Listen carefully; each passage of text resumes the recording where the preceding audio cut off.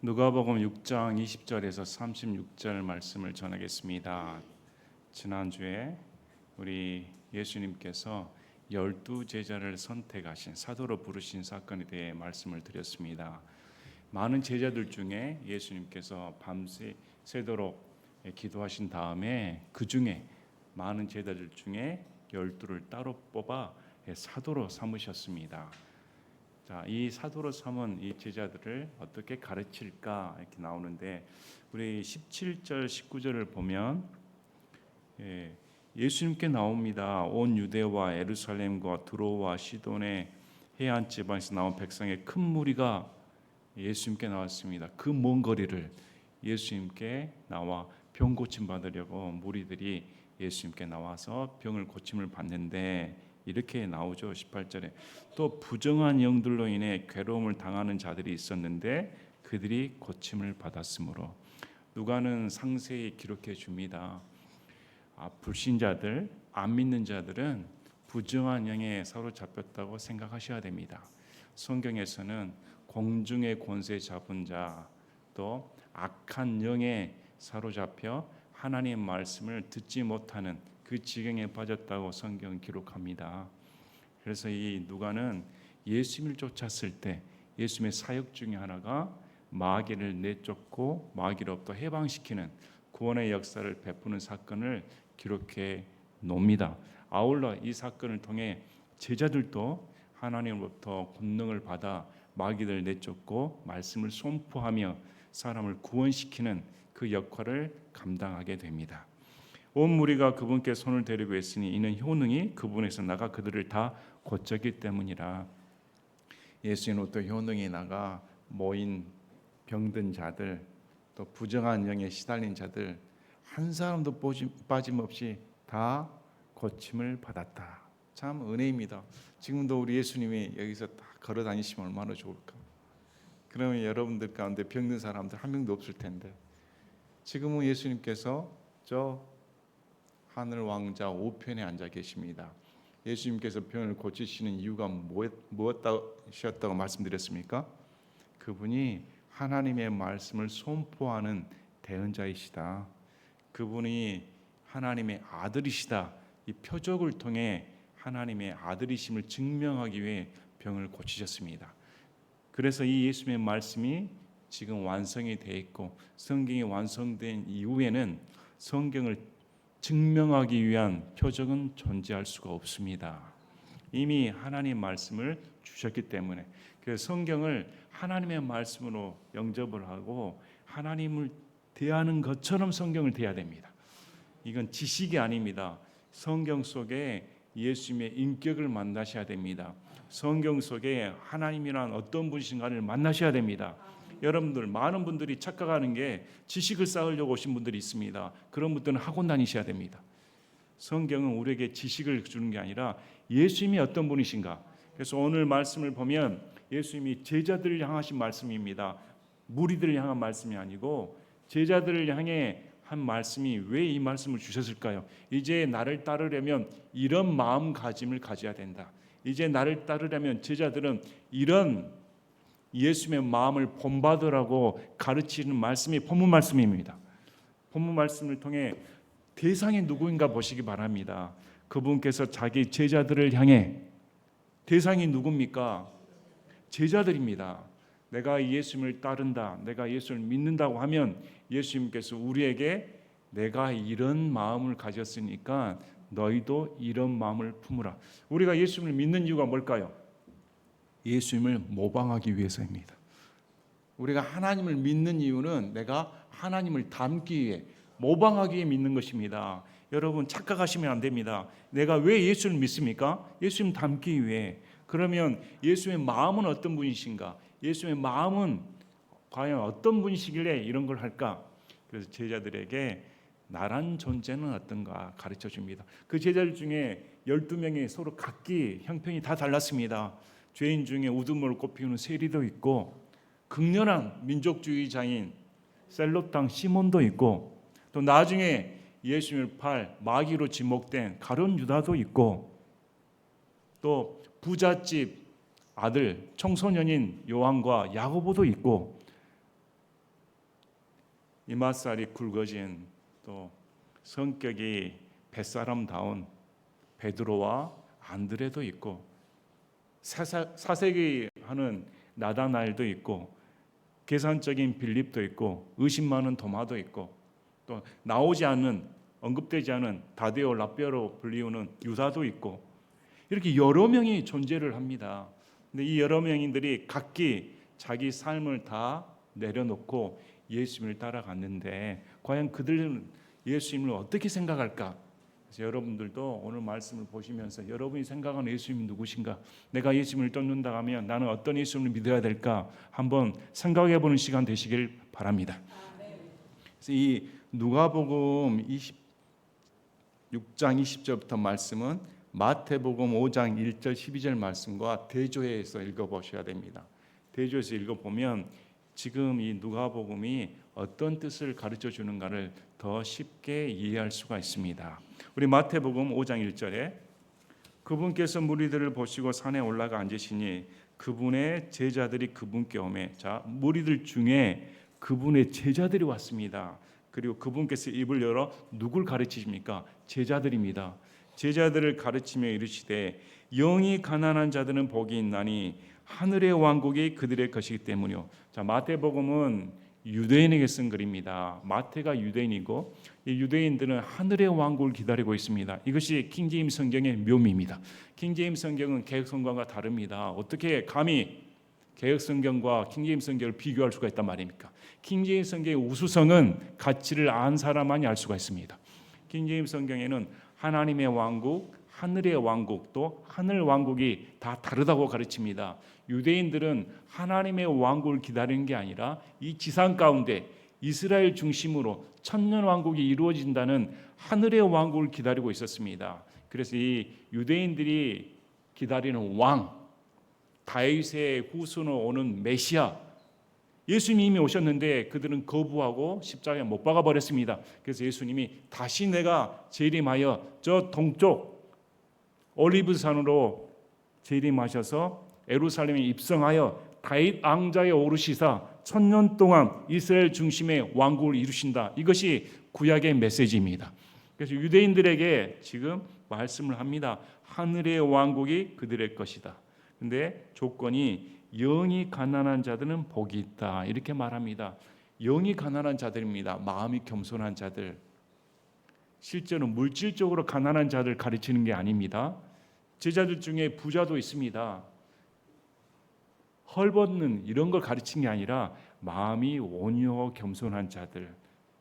이 영이 가난한 자들은 하나님의 말씀을 받아들이고 예수님의 말씀을 그대로 받아들이기 쉽기 때문에 하늘의 왕국이 그들의 것이다. 이렇게 말합니다. 자, 이 말씀을 보고 오늘 20절을 읽어보면 너희 가난한 자들은 복이 있나니 하나님의 왕국이 너희 것이기 때문이다.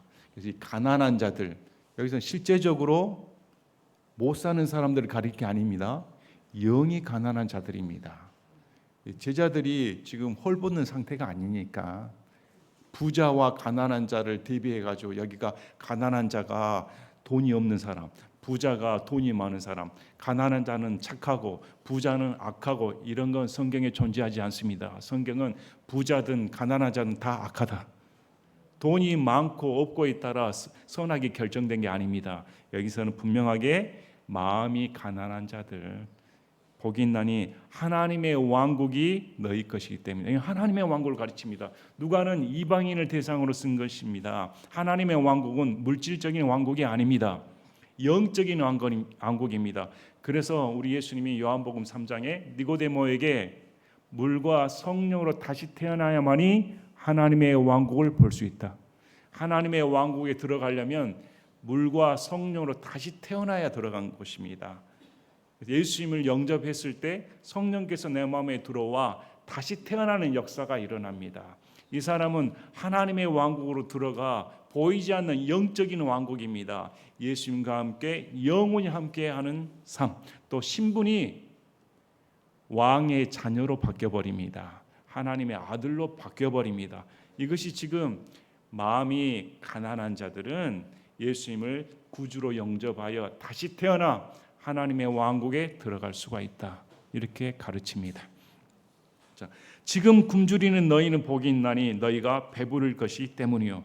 지금 제자들이 배가 고파서 굶주리는 상태입니까? 아닙니다. 그럼 여기 굶주리는 뜻은 뭘까요? 우리 다시 마태복음 보시겠습니다. 마태복음 5장 6절을 보면 의에 줄이고 목마른 자들은 복이 있나니 그들이 배부를 것이 때문이요. 뭐에 줄인다는 말입니까? 의에 줄이고 목마른 자들, 하나님의 의, 하나님의 공의, 정의, 하나님께서 원하시는 것이 무엇인가 여기에 줄이고 목마른 자들은 배가 부른다. 다시 말씀드리자면 지금 굶주린 너희는 복이 있다. 하나님 말씀을 듣고 싶어서 예수님을 알고 싶어서 예수님께서 원하신 것이 무엇인지 의가 무엇인지 거기에 애타게 찾고자 하는 자들, 이런 자들은 배가 부른다. 여러분 예수님 때문에 배부르신 적 있습니까? 정말 마음이 공고하고 사람이 마음이 공고하는 이유가 뭘까요? 채워지지 않는 게 뭘까요? 예수님의 마음이 없으니까. 예수님을 한 분만에 들어오면 만족할 수가 있는데 예수님이 누군지 모르고 예수님이 어떤 분이신지 모르고 예수를 만족하지 못하니까 사람이 공고해집니다. 근데 내가 진짜 공고하고 진짜 굶주린 상태가 되어 예수님 한 분만으로 만족할 수가 없겠습니다. 예수님 나를 만족시켜 주길 바랍니다 하고 예수님께 매달리면 그 사람은 배부르게 된다. 지금 슬피 우는 너희는 복이 있나니 너희가 웃을 것이기 때문이요. 이제 굶주리고 운다는 말씀이 계속 반복이 됩니다. 그러면 무엇 때문에 울어야 됩니까? 또 마태복음 보면 됩니다. 마태복음 5장 4절에 애통하는 자들은 복이 있나니 그들이 위로를 받을 것이기 때문이요. 애통하라고 말합니다. 여러분 지금 대상이 누구라고 말했습니까? 제자들입니다. 제자들은 구원받은 사람입니다. 가룟 유다 제외하고. 그러면 이 사람들에게 지금 애통하라고 말합니다. 여러분 애통이 뭘까요? 여기서 말하는 애통은 여러분 무엇 때문에 애통을 해야 됩니까? 죄 때문입니다. 죄 때문에 애통하는 자들은 위로를 받는다. 예수님을 따르면서 내 죄 때문에 애통하지 않는다는 것은 있을 수 없는 일입니다. 그런데 현 시대를 보면 현 시대에 애통해야 할 일들이 많습니다. 죄악상들이 너무 많지 않습니까? 세상이 돌아가는 악한 것을 보면 가슴이 아파옵니다. 또 옆에 사람들, 주위 사람들, 가족들 위험에 처하거나 공경에 처하면 마음이 아픕니다. 그러나 여기서 말하는 애통은 철저하게 죄에 대한 애통입니다. 제가 죄인입니다. 정말 내가 예수님을 따른다고 하는데도 내가 여전히 죄 가운데 있습니다. 이렇게 애통하는 자들은 어떻게 말합니까? 예수님이 위로해 주신다. 예수님을 따르면서도 이런 애통함이 없다니 얼마나 슬픈 일입니까? 보시기 바랍니다. 지금 슬피 우는 너희는 복이 있나니 너희가 웃을 것이기 때문이라. 여러분 죄의 용서함 또 죄 사함의 기쁨만큼 큰 기쁨이 있을까요? 나 같은 죄인이 예수님을 알면 알수록 더 천벌받아 지옥 갈 수밖에 없는 죄인인데 지옥에는 저와 여러분보다 더 뛰어난 사람, 더 도덕적이고 착한 사람들이 훨씬 수두룩 많습니다. 지옥에 수두룩 많이 있습니다. 그런데 우리가 구원받은 이유가 뭘까요? 그들보다 뛰어나서가 아니라 훨씬 못함에도 불구하고 예수님의 은혜 때문에. 내 죄를 생각하면 너무 슬프고 애통해야 이게 정상적인 것입니다. 그리고 예수님을 그런 구원의 은혜에 알면도 불구하고 나는 왜 이 모양일까 하고 애통하는 자는 예수님의 위로하심이 더 차고 넘친다. 이건 너희가 웃을 것이기 때문이라. 그래서 지금 제자들 향해서 나를 따라올 때는 어떤다는 말입니까? 마음이 가난해져야 된다. 또 예수님을 따를 때는 마음이 애통함이 들어야 된다. 근데 이 제자들은 그 말을 이해했을까요? 이해 못합니다. 아직은. 우리에게 큰 은혜의 제공을 주기도 합니다. 왜 그러냐면 나중에 원수를 사랑하라 했는데 사도 요한과 야고보가 사랑합니까? 이 말씀을 들었음에도 불구하고 제가 기도에 가서 하늘에서 불이 내려가지고 다 그냥 불태워버리십시다. 이렇게 말하지 않습니까? 사람은 한순간에 변하지는 않습니다. 사람의 아들로 인해 사람들이 너희를 미워하고 자기들 모임에서 너희를 따돌리며 너희를 모욕하고 너희 이름을 악한 것으로 여겨 내버릴 때에 너에게 복이 있나니. 지금 제자들에게 너희를 내가 메시아이고 그리스도이고 구원자로 여기고 오는데 나를 따르면 어떻게 된다고 말하면 뭡니까? 너 미움받는다, 따돌림 받는다, 핍박받는다. 이거 흔쾌한 말이 아닙니다. 예수님 믿으면 한 자리 얻을 줄 알았는데, 그런 말씀 들을 줄 알았는데, 그것도 지금 수십 명 가운데 몇 명인지 모르겠습니다. 그 중에 12로 딱 택함을 받았으면 와, 드디어 로또 맞았다, 드디어 이런 내 인생의 축복이 어디가 있는가. 이제 예수님의 최측근으로서 야, 예수님 보면 빵도 나와버려, 그냥 막 병도 다 고쳐버리시고, 이런 메시아가 어디가 있습니까? 그럼 당연히 저와 여러분도 한 자리 얻겠지. 이제 드디어 이분이 왕으로 등극을 하면 이제 이스라엘 땅덩이 중에 서울의 강남의 한 아파트는 주겠지, 이렇게 생각할 거 아닙니까?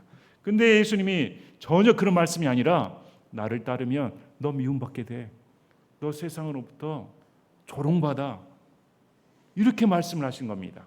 그런데 오히려 복이 있다 이렇게 말씀합니다. 그날에 너희는 기뻐하고 기뻐 뛰놀라. 보라, 하늘에서 너희 보상이 크니라. 그들의 조상들이 대언 자들에게 그런 식으로 행하였느니라. 이 땅의 보상이 아니라 핍박받을수록 더 보상이 많으니까 오히려 너희들이 조롱당하고 핍박받으면 기뻐해라 이렇게 말합니다. 여러분, 저는 여러분이 정말 기뻐하시기 바랍니다. 이 말은 다 바꿔 말하면 핍박받고 욕 좀 들어보시길 바랍니다. 여기 보면 너희 이름을 악한 것으로 여겨. 우리는 사도행전을 보면 우리 이름을 어떻게 부릅니까? 그리스도인, 그리스도인으로 불리웁니다. 요즘 세상에 그리스도인을 반겨줍니까? 낙태 반대, 동성애 반대, 공산주의 반대, 사회주의 반대, 하나님 절대주의, 선하게 살아야 된다, 동성애는 안 됩니다. 특히 우리 킹제임스 성경을 믿는 사람은 여자 목사 안 됩니다, 방언 안 됩니다. 그건 비성경적입니다. 이렇게 가르치면 따돌림 받습니다. 오늘 대표기도에 보니까 사랑침대교회 정동수 목사님 이단으로 판정을 받았다고 합니다. 이게 무슨 소리입니까? 과연 그분들이 킹제임스 성경을 알기는 할까요? 저 미국 가가지고 킹제임스 성경 보는 사람들 이단이라고 합니다, 이렇게 하면 얼굴이 어떻게 될까요? 그럼 무식한 사람들 어디가 있습니까? 킹제임스 성경을 알게 되고 하나님의 말씀을 내가 믿고 온전한 하나님의 말씀을 내가 믿는 거, 이건 신앙의 자유 아닙니까? 이단이라고 하면 자기가 메시아라고 한다든지 저 신천지처럼 이상한 짓을 한다든지 사이비가 이단이지, 우리처럼 건전한 데가 어디가 있습니까? 우리처럼 여러분에게 무슨 헌금을 강요합니까? 여러분의 인생을 억압을 해버립니까? 없지 않습니까? 하나님 말씀 절대적으로 살고 두려워하고 예수님의 재림을 사모하며 성도다운 삶을 살도록 가르치는 교회가 무슨 이단입니까? 그렇게 이단이라고 정죄하는 그 자들이 이단이지. 근데 기뻐해야겠습니다. 여러분 기뻐하시길 바랍니다. 너희 보상이 크다. 자, 우리 요한복음 15장 18절에서 20절을 보면 세상이 너희를 미워하면 그것이 너희를 미워하기 전에 나를 미워했음을 너희가 아느니라. 세상이 제자들을 미워하면 야, 너희 미워하기 전에 예수님을 미워한다. 너희가 세상에 속하였으면 세상이 자기 것을 사랑했을 것이나 너희가 구원받기 전에 세상에 속하였으면 마귀가 어찌나 너희를 이뻐하든지. 너희가 세상에 속하지 아니하고 도리어 내가 세상에서 너희를 택하였으므로 세상이 너희를 미워하니라. 세상에서 너희를 택해 끄집어내 주시니까 세상이 자기 자식 뺏겼다고 너희를 미워한다. 내가 너희에게 한 말, 즉 종이 자기 주인보다 크지 못하니라 한 말을 기억하라. 그들이 나를 핍박하였으면 너희도 핍박할 것이요 내 말을 지켰으면 너희 말도 지키리라. 예수님이 핍박당했으니까 너희도 핍박당한 건 당연하다. 우리 요한복음 17장 14절에 제자들을 향한 기도 중에 나옵니다. 내가 아버지의 말씀을 그들에게 주매 세상이 그들을 미워했으니. 자, 세상이 미워하는 이유가 뭐라고 예수님이 말씀합니까? 제자들에게 하나님 아버지의 말씀을 주셨으니까 그것 때문에 미워한다. 왜 세상이 우리 교회를 미워하고 믿는 자를 미워할까요? 하나님의 아버지의 말씀을 가졌으니까. 세상이 싫어한다는 것입니다. 그래서 철저하게 말씀 신앙에 뿌리를 두셔야 됩니다. 이는 내가 세상에 속하지 아니한 것 같이 그들도 세상에 속하지 아니하기 때문이다. 여러분 얼마나 감사한지요. 저와 여러분이 세상에 속하지 않은 유일한 증거 중에 하나가 세상이 우리를 미워하는 것입니다. 그래서 여러분께서 예수님 때문에 따돌림 받고, 예수님 때문에 나 친구도 없어, 예수님 때문에 어울리지도 못해, 술자리도 못 가, 여자친구도 못 만나겠어, 음담패소들 못하고 영화관에도 자주 못 가고, 나는 왜 이렇게 생활이 제약이 많아, 꼭 일요일만 되면 교회에 나와서 예배 드려야 되나, 이런 헛생각하지 마시기 바랍니다. 오히려 그럴 때 감사해야겠다. 내가 따돌림 받을수록, 내가 오히려 세상과 구별될수록 내가 오히려 하나님 앞에 바로 살고 있구나, 너희 보상이 크다 말합니다. 여러분 어떤 보상을 원합니까? 인간으로부터, 사람으로부터 인정받는 걸 원하십니까? 그러면 저 하늘에서 우리에게 줄 보상이 없다고 말합니다. 너는 이미 이 세상에서 받지 않았는가? 그래서 세상의 보상 연연하지 마시길 바랍니다. 우리가 받을 보상은 저 천국입니다. 예수님께서 우리를 칭찬하는 것만큼 더 큰 보상이 어디가 있겠습니까? 오히려 이 세상에서 저와 여러분이 따돌림을 받을 때 기뻐하고 뛰노시기를 진심으로 축원합니다. 그들의 조상들이 대언자들에게 그런 식으로 행하였느니라. 너희 조상들이 대언자들에게 핍박하고 조롱하고 다 죽여버렸습니다. 하나님의 말씀을 맡은 자들의 운명이 그렇습니다. 그래서 하나님의 말씀을 맡게 되면 이렇게 세상과 적대적인 관계가 될 수밖에 없다. 여러분 솔직히 말씀드려서 하나님 말씀을 믿고 하나님 말씀대로 산다고 하면 부자가 될 수 있나요?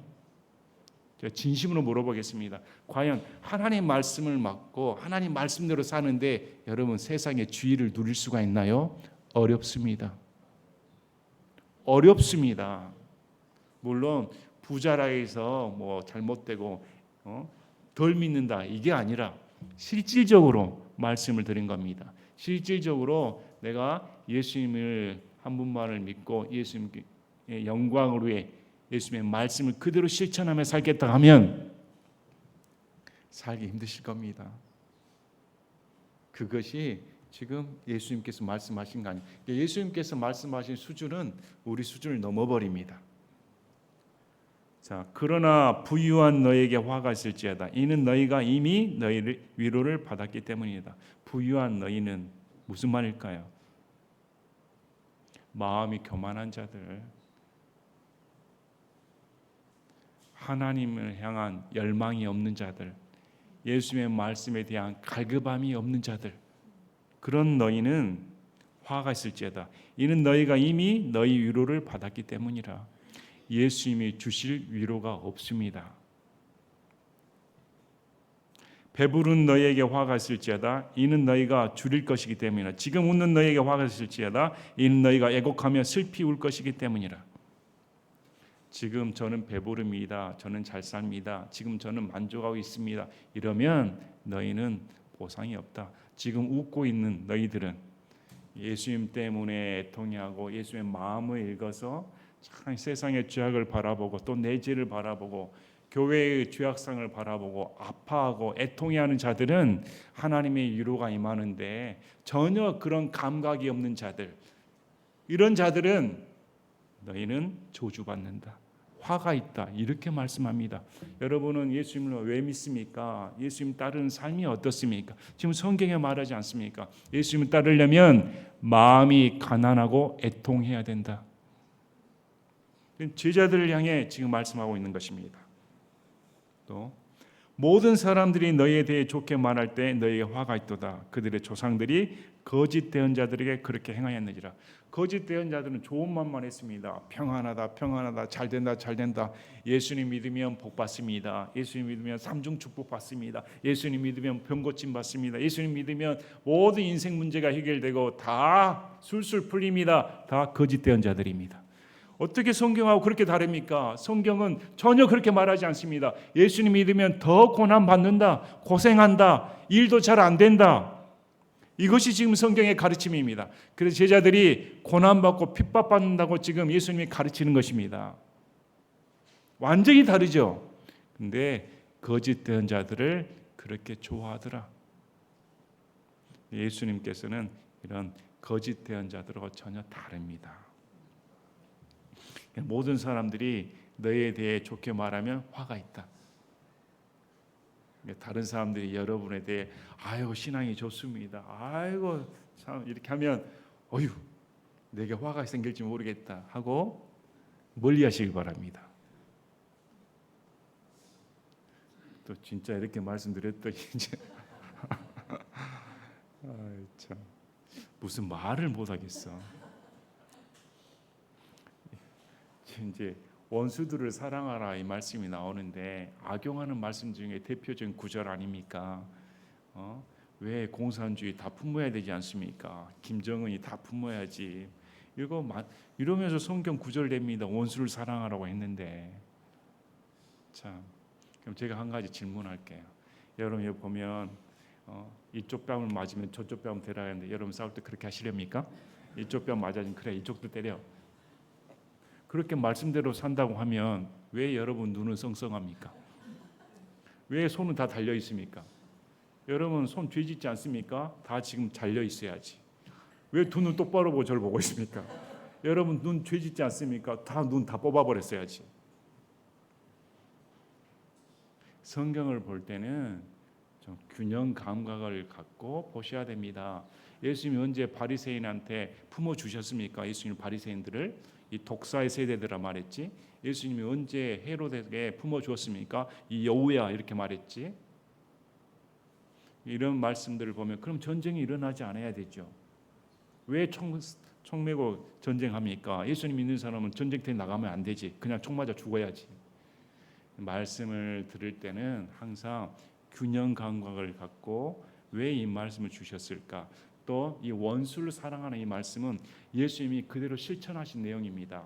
우리와 예수님은 원수 관계였으니까 지금 예수님의 성품을 가르쳐 주고 있습니다. 그런데 우리는 솔직히 나의 원수, 1대1의 관계는 원수를 품지 못하는 경우가 많습니다.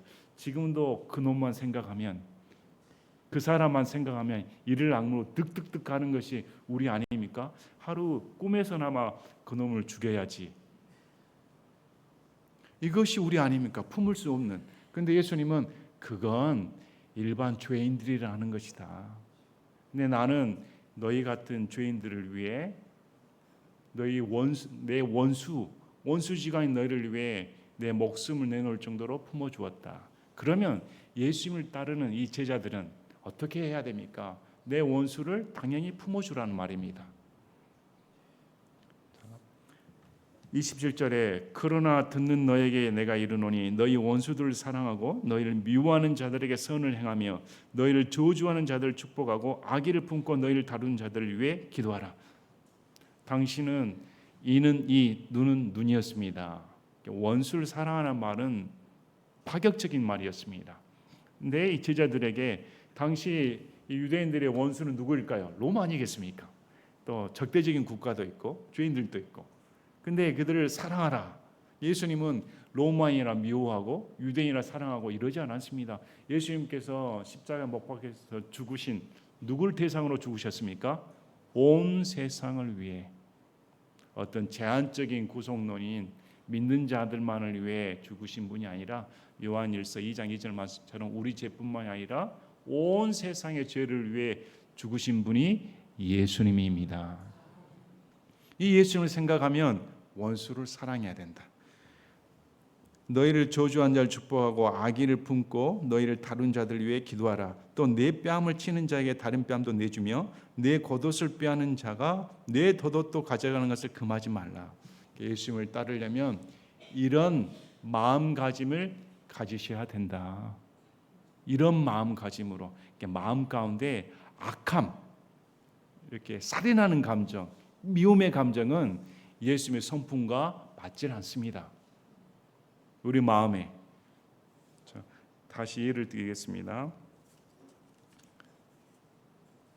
우리 누가복음 23장 34절을 보면 우리 예수님께서 몸소 실천해 주셨습니다.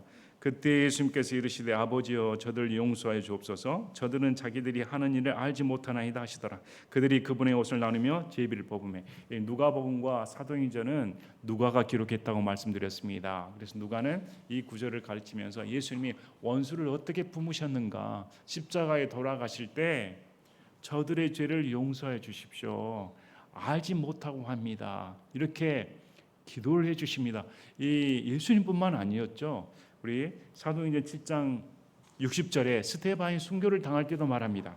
무릎을 꿇고 큰 소리로 부르짖어 이르되 주여 이 죄를 저들의 책임으로 돌리지 마옵소서 하니라. 이 말을 하고 그가 잠드니라. 우리 옛날 영화 보면 내 원수를 갚아달라 이런 건 나오진 않습니다. 예수님을 따르면 오히려 나에게 저주하고 나를 미워하는 대상을 위해 기도하는 것이 예수님을 따르는 삶이다. 어렵지요. 우리 인간의 본성을 초월하는 것이니까. 그래서 예수님의 마음을 품으라고 가르치는 것입니다. 자, 그 품으라고 자꾸 말하니까 말씀드리니까 오해가 있을까봐 다시 로마서 16, 17, 18절 말씀을 드리겠습니다. 사도 바울이 말합니다. 형제들아 이제 내가 너희를 간청하노니 너희가 배운 교리에 역행하여 분쟁을 일으키거나 걸려 넘어지게 하는 자들을 주목하고, 이 주목하는 말이 마킹입니다. 마킹하고 그 사람과 교제하지 말라는 말입니다. 그들을 피하라. 그런 자들은 우리 주 예수 그리스도를 섬기지 아니하고 자기 배를 섬기며 좋은 말과 빼어난 말씀씨로 단순한 자들의 마음을 속이느니라. 교회 가운데 그런 거짓 형제가 있습니다. 그런 거짓 형제가 들어와 실족하게 하고 단순한 사람들의 마음을 속이고 있으면 그들을 피해라. 교제하지 말란 말입니다. 이 품어주란 말이 어디가 있습니까? 그 다음에 요한이서 1장 10절 11절 어떤 사람이 너에게 오면서 이 교리를 가져오지 아니하거든 그를 너희 집에 받아들이지 말고 그에게 축복 인사도 하지 말라. 그에게 축복 인사를 하는 자는 그의 악한 행위들에 참여하는 자니라. 신천지가 들어왔습니다. 아이고 이렇게 맞아주는 자는 똑같은 놈이다. 이렇게 성경 말합니다. 거짓 교리를 다려오고 하나님 말씀에 대적하는 자들은 성경에서 내처라고 성경 말합니다. 근데 이걸 오용을 해가지고 이런 원수를 사랑해라 품어주라는 말은 격이 다른 말씀이다. 잘 분별하시길 바랍니다.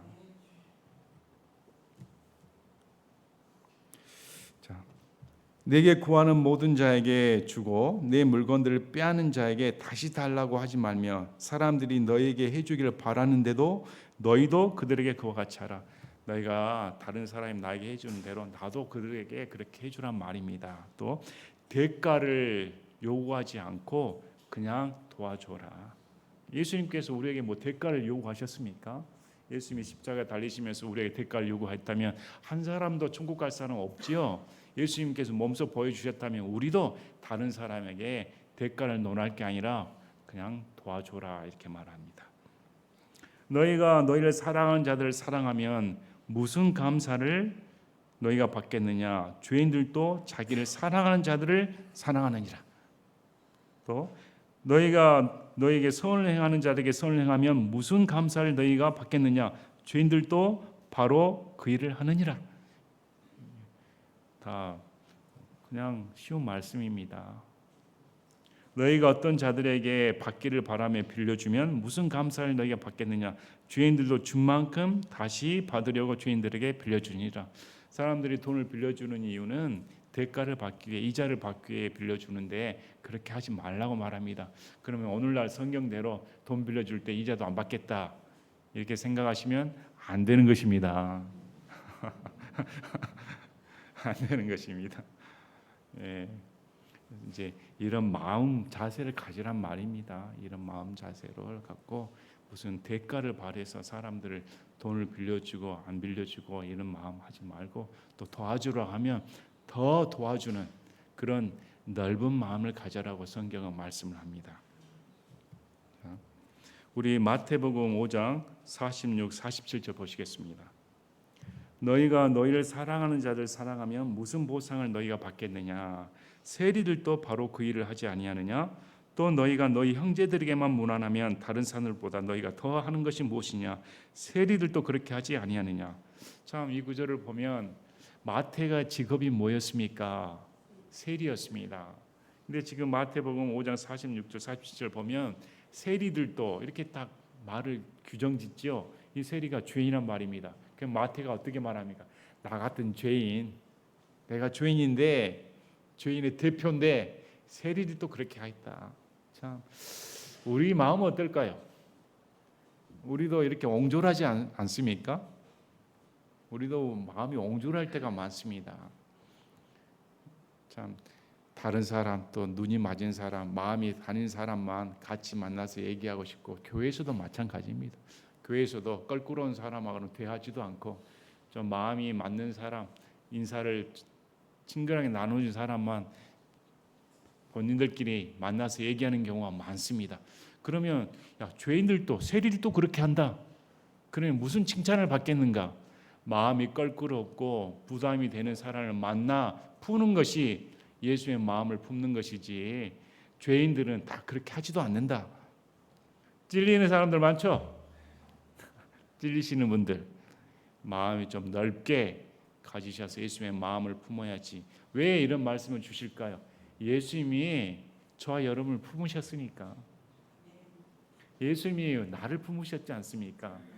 가족들 중에서도 여러분 품을 수 있는 사람 있을까요? 가족들도 여행 가면 싸움 난다니까요. 누구는 7시에 일어나고 누구는 새벽에 일어나고 누구는 12시에 일어나고 도대체 마음이 안 맞습니다. 누구는 한식 먹으러 가자고 누구는 탕 먹으러 가자고 누구는 양식 먹으러 가자고 이러니 이제부터는 누구는 버스 타면 멀미한다고 나는 기차 타야 된다고 이러니 갈 수가 없어요. 마음이 안 맞아서.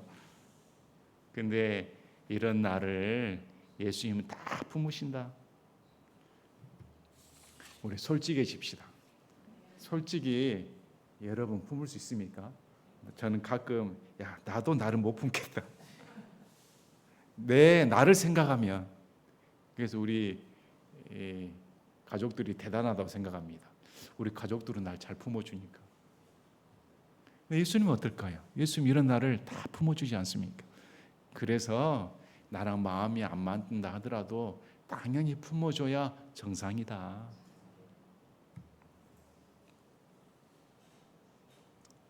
마태복음 5장 43절에서 45절 그들이 너는 네 이웃을 사랑하고 네 원수를 미워하라고 말하였음을 너희가 들었으나 나는 너희에게 이르노니 너희 원수들을 사랑하고 너희를 저주하는 자들을 축복하며 너희를 미워하는 자들의 선을 행하고 악의를 품고 너희를 다루며 너희를 핍박하는 자들 위해 기도하라. 그러면 너희가 하늘에 계신 너희 아버지의 아들이 되리니 그분께서는 자신의 해를 악한 자들과 선한 자들 위에 떠오르게 하시고 비를 의로운 자들과 불의한 자들 위에 내려주시느니라. 그분은 악한 사람, 선한 사람 상관없이 해를 비춰주시고 비를 내려주시는 분입니다. 하나님의 형상을 닮았으니까.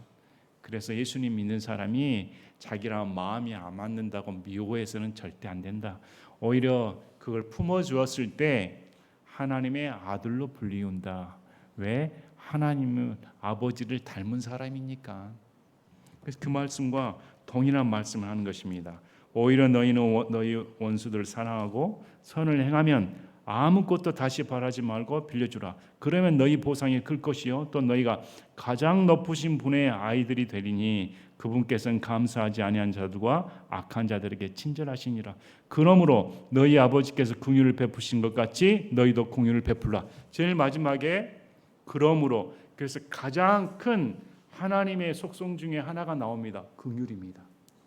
이 모든 원수를 사랑하고 이렇게 대하는 것이 하나님 아버지께서 우리를 불쌍히 여겨 주셨으니까 아버지를 따르는 예수 그리스도를 믿는 사람이라면 그 마음 가운데 당연히 긍휼이 있어야 된다. 그래서 긍휼이 없는 자는 안 믿는 자입니다.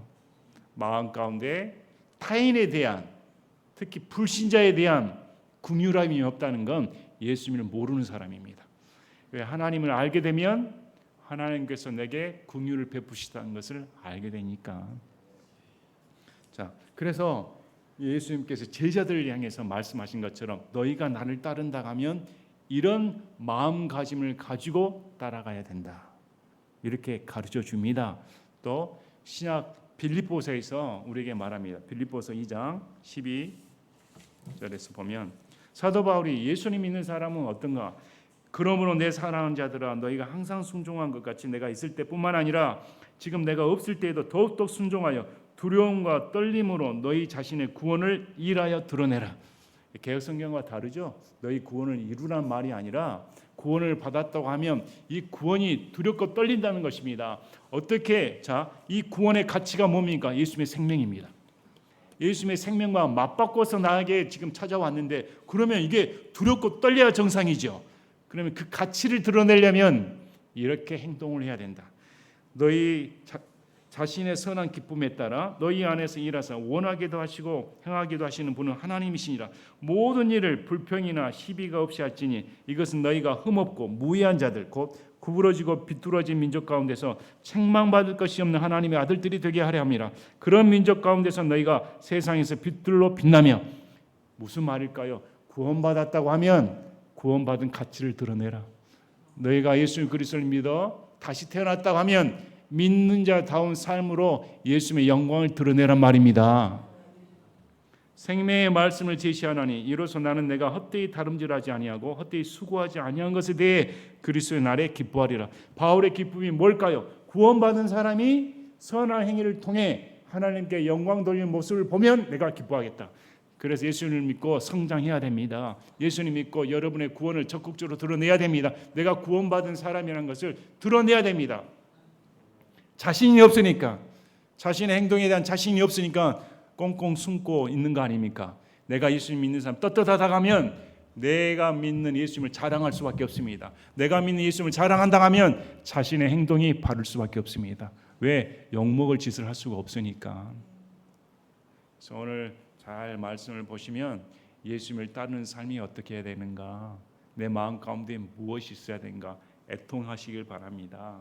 또 굶주리시길 바랍니다. 슬피 우시길 바랍니다. 원수를 사랑하시길 바랍니다. 긍휼을 베푸시길 바랍니다. 여러분과 마음이 맞지 않는 사람 품으시길 바랍니다. 그래서 오늘 말씀을 보시면서 예수님께서 우리에게 이런 일상생활 가운데 실생활 가운데 말씀을 주셨고, 다시 말씀드리지만 한 가지 유료의 말씀은 이 말씀을 받은 이 12사도들이 변했냐? 만찬 때까지 서로 시기하고 싸웠다. 언제 변했을까요? 예수님의 십자가 사랑을 안 후에, 예수님의 십자가의 놀라운 은혜와 부활의 영광을 맛본 후에 마음 가운데 있는 육적인 것들 다 내려놔 버립니다. 야, 예수님이 나를 위해 죽으셨구나, 이것이. 그래서 오늘 말씀을 다시 읽어보시고 우리가 예수님을 안다고 하면, 예수님을 따른다고 하면 우리는 어떻게 생활해야 될까 깊이 생각해 보는 시간 되시길 바랍니다. 제가 기도하고 마치겠습니다.